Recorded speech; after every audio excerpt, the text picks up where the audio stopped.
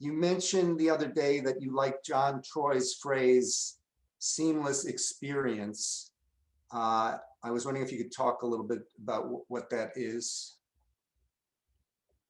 Oh, well, I think John came up with that phrase in order to flesh out what some people mean by non-duality, which means that it's difficult to draw boundary lines between any one thing and any other. When we look into the world deeply, we see that everything seems connected or seamless. For example, you may say that the beach is one thing and the ocean is another, and draw a line right down the high tide, and you'll say this is the beach and that's the ocean out there. But without the ocean, there would be no beach. The beach exists because there's an ocean there. If there were no ocean, you wouldn't call that the beach, it would just be more land. So that's that boundary line between the ocean and the beach may be useful for some purposes, but the actual transition from the beach to the ocean is seamless. And I think that's what John means. And how does that relate to the question of, like, if I see a tree, there's the I and then there's the tree. So I'm assuming this seamless experience relates to that kind of thing. Well, when you say I see a tree,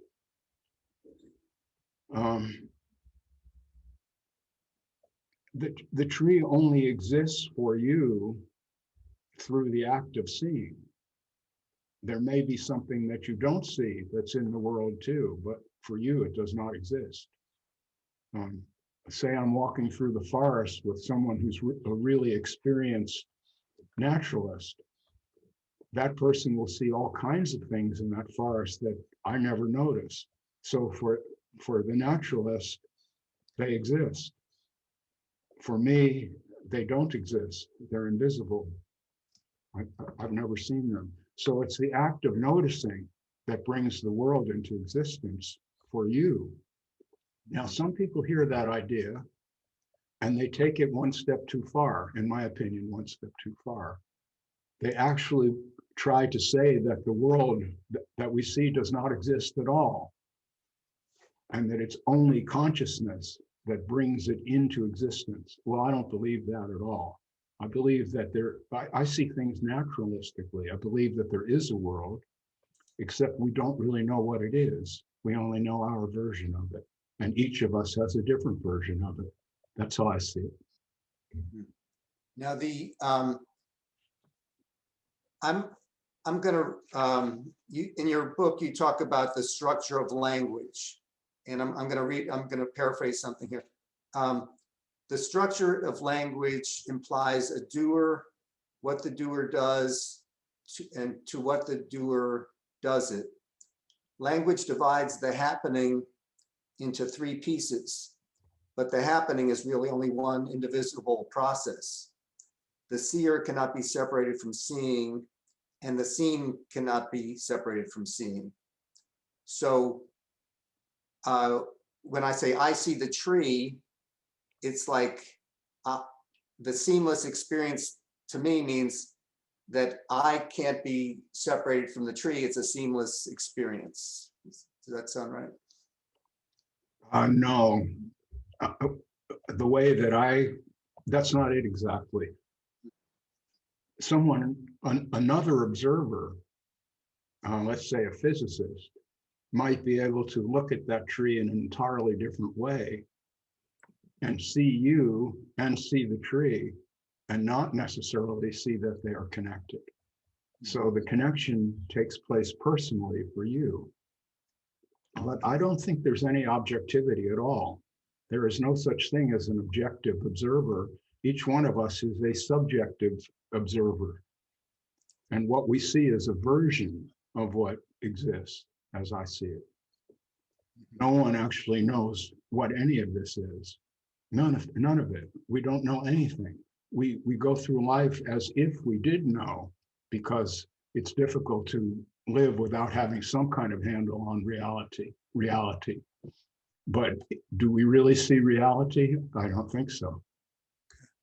And the last related point I wanted to bring up is, I think that mystics throughout the ages have stumbled onto the seamless experience, and they found it so enjoyable that they tried to come up with techniques that would help them recapture that seamless experience. Do you have any thoughts on that? Well, that's a form of addiction. And if we want to live in what I call freedom, the idea is not to return to some past pleasure or past enjoyable experience, but to be in this moment and live the experience of this moment. So Thomas Wolfe book title, You Can't Go Home Again, is what he said. And I think that's it. So when people yearn to get back to some mystical experience that they once had, they blind themselves to what might be mystical about this experience. Right. I get what you're saying, and I appreciate that. I just wanted to say one last thing. Back to the structure of language, and the doer and what the doer does, and to what the doer does it. That the implication, when you say language divides the happening into three pieces, but the happening is really only one indivisible process. I think that's what the kind of the crux of what the mystics were getting at, that the experience of one indivisible process as opposed to three pieces that isn't really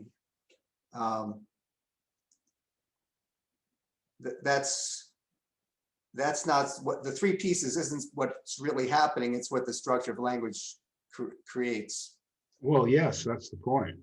And I think throughout the ages, there have been people who realized what I have realized, if I can put it personally.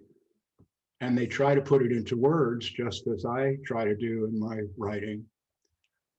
But usually those words are misunderstood, and people end up chasing after some fantasy that they have, when that is not really what was being said. What was being said, in my view, by the people who really got it, is really very simple. But people make an entire lifetime out of chasing this so-called enlightenment and wanting to be enlightened, whereas the people who really were awake were speaking very simply, and they've just been misunderstood.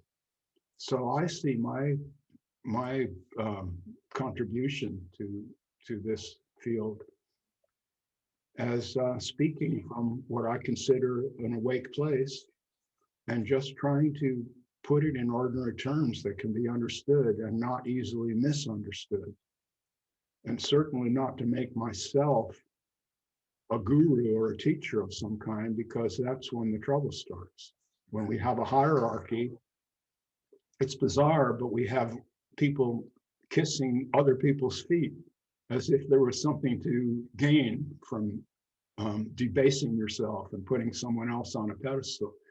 And my testimony, if I can use that Christian word for a moment, there's nothing to be gained by putting someone on a pedestal and groveling at that person's feet. You may imagine that you're going to be enlightened doing that, but I don't think so. Yes? Yeah, great. That's what I was looking for. Thank you. Appreciate it. Mm-hmm.